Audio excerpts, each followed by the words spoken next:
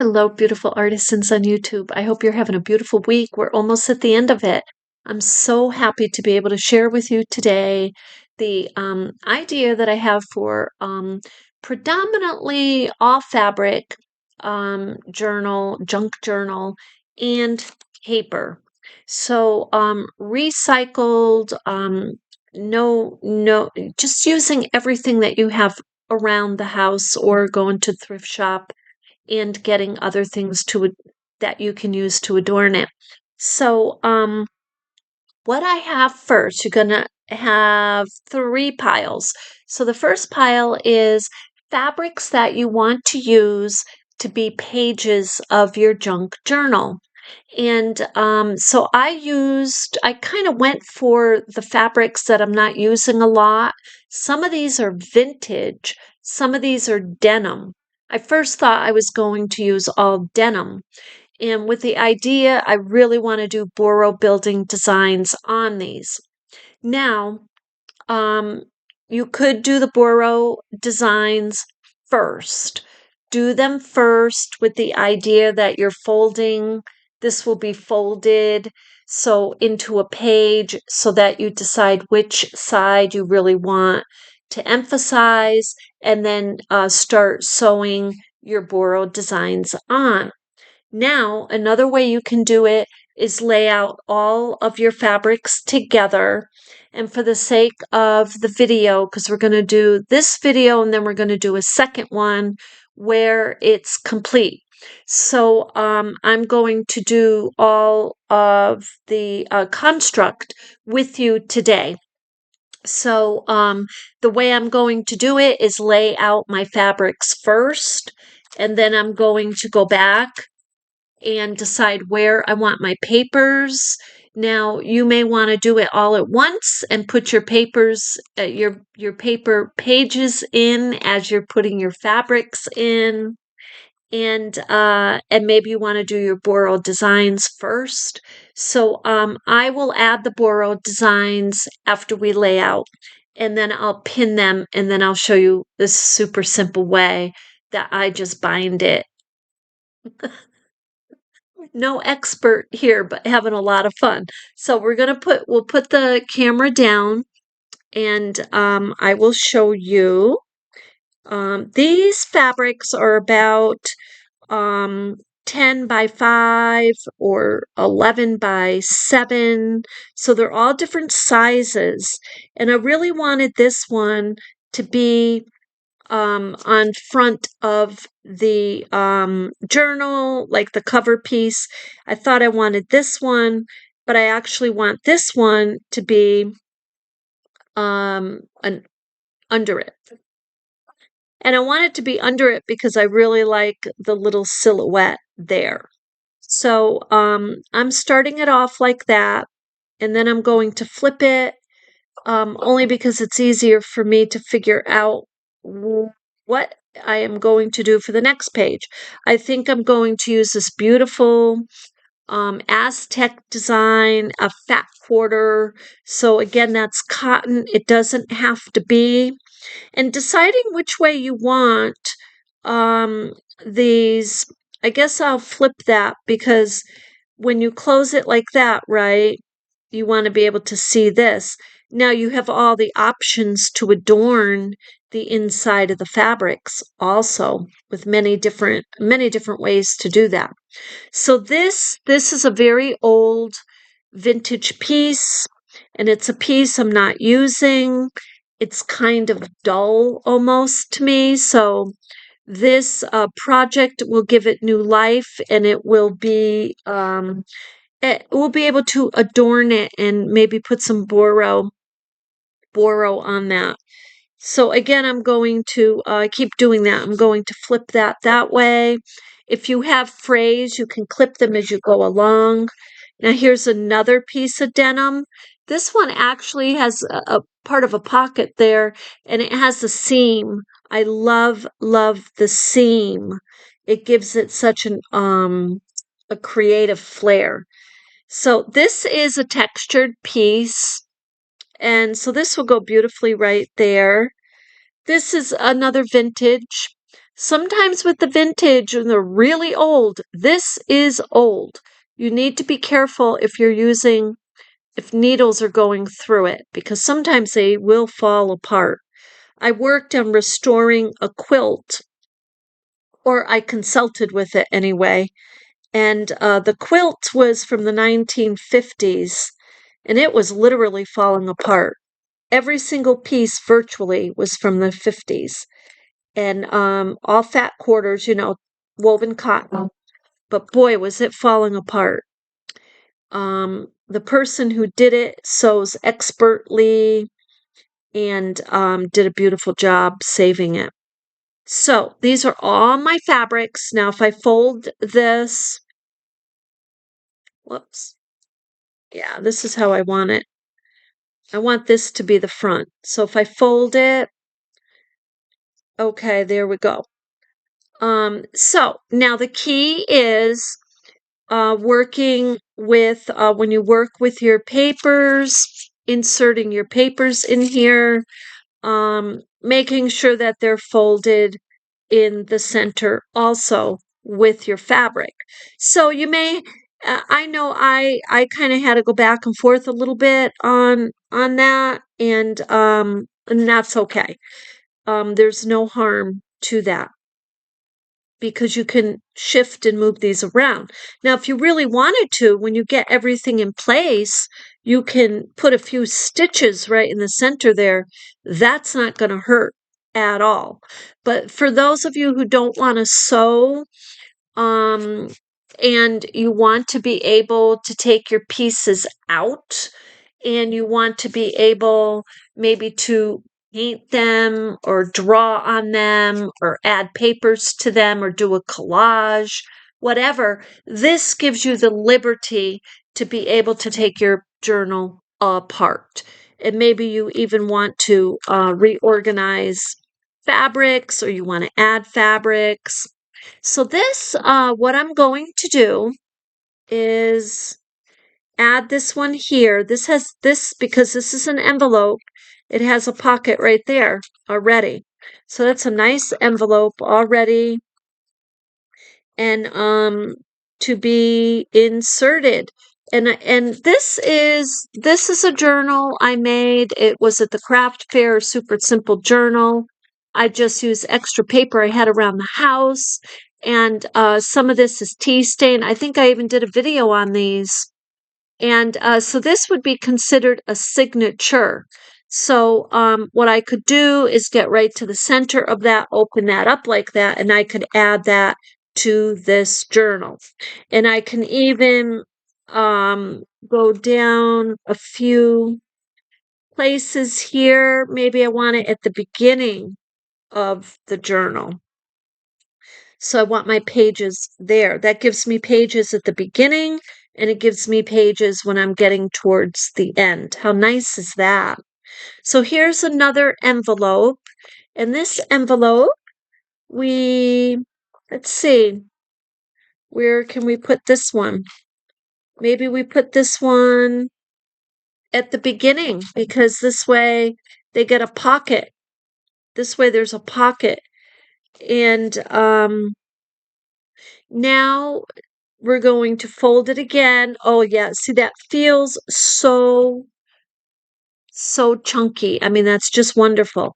Now, these pieces may have slipped a tiny bit, but that's okay. We can always pull those over, or it's just an extra long piece.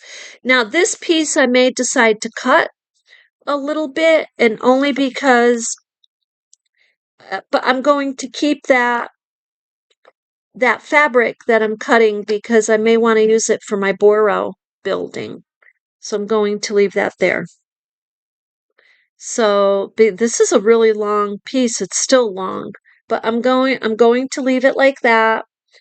And now that I have my papers where I want them, I am going to get everything back in order in its centered area. And then we're going to go back to the beginning of the journal and do some Boro building. And now I can tie this right now, and I'm going to show you how beautiful this is tied. And then we'll put some Boro designs in. Now, when I do the Boro building, to be honest, I feel like I'm going to come back to this. I'm going to untie it, and some of these pieces I may take out, and some of these pieces I may glue, and depending on the look of it, and depending on the fabric, the design, all of it. And then in the next video, I'll be sharing that with you. Look at that. Look how adorable this is. This is absolutely adorable. There's no inserts or anything in this even yet.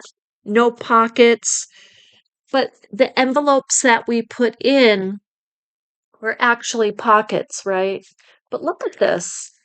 This, now I've been in the stores a few times, and I have really checked out scrapbooking items, and they're very expensive. Some of them. So depending what you're getting. So to be able to thrift shop and put something together that you can use to reflect or to keep memories or to keep track of something very special is really awesome. And the aesthetics of it, I think, are super important because they really exude energy. So, so let's see. Let's see how much energy we can get out of this right now. So I'm going to put this back down. This is simply adorable the way it is. Even if I took the silhouette of this cat and I put it on here, just that, look at that. Even if I glued that on there, how adorable does it just doesn't get cuter than that.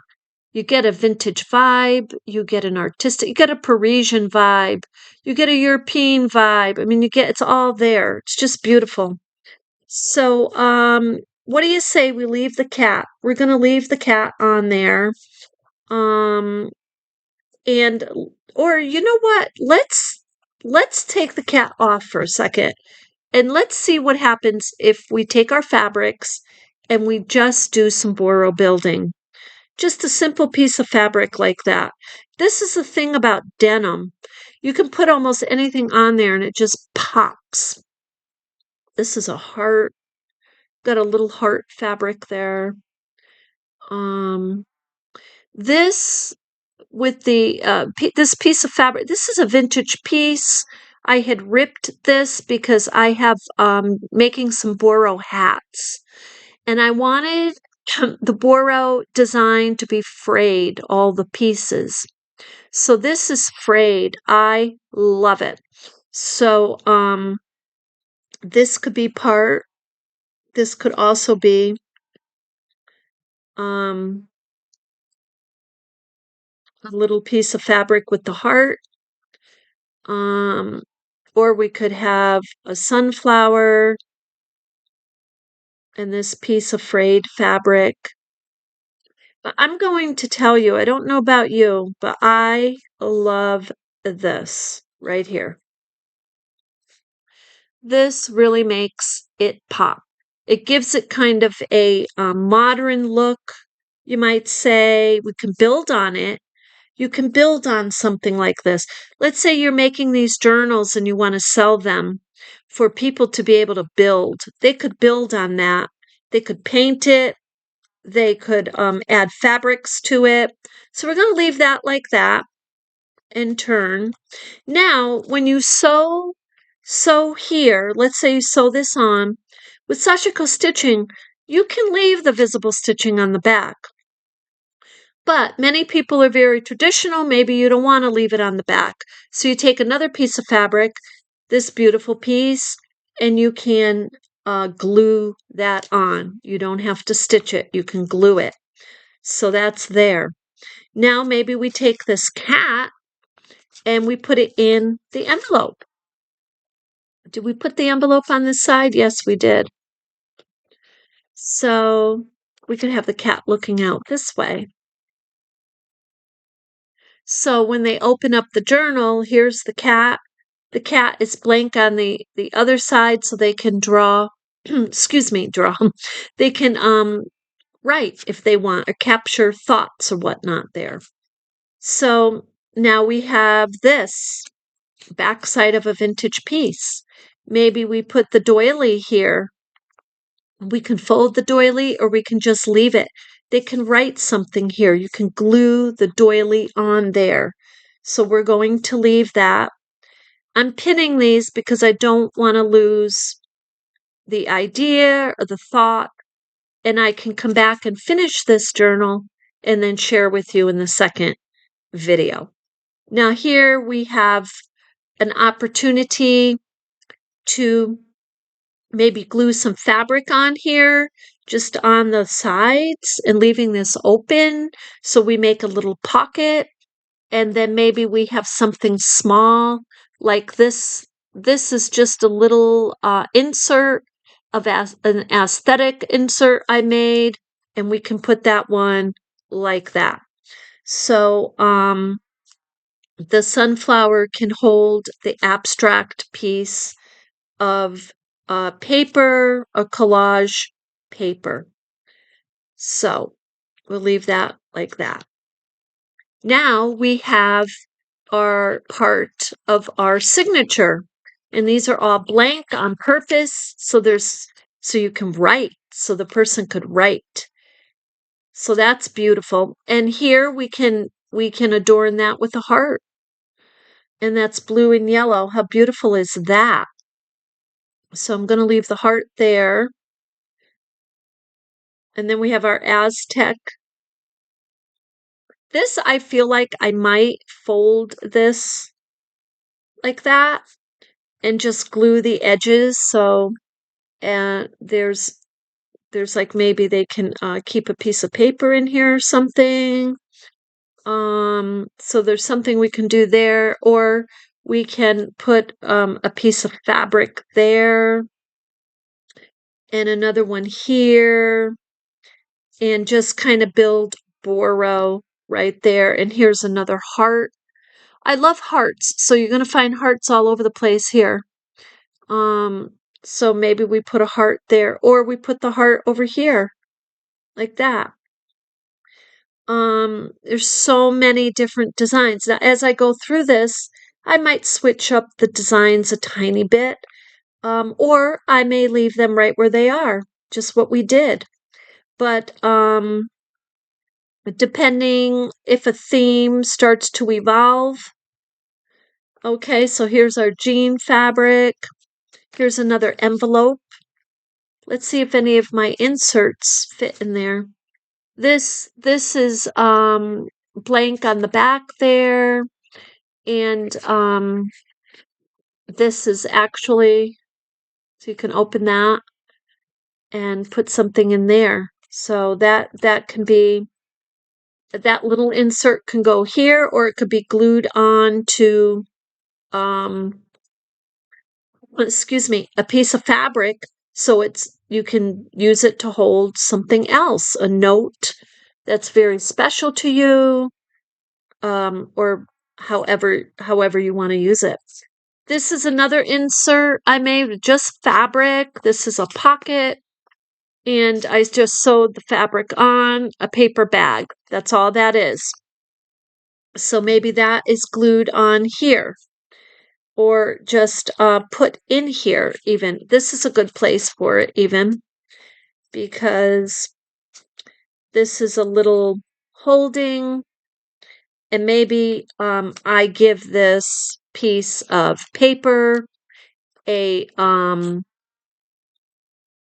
little, I glue this on so it holds the insert better. So I play around with that. Now here we are to the center, and so as we go through the next part of this journal, I will be doing the same thing. I will be adorning each page I'll be adorning the pages with pockets, more inserts. The reason for the abstract inserts and the colors is that it stimulates thought, it stimulates emotion, and it's just calming. It's just a beautiful thing to have. And just even looking at it can clear your mind. So, or it can inspire maybe some artistic flares or thoughts that you have. So I'll be adding this cat also.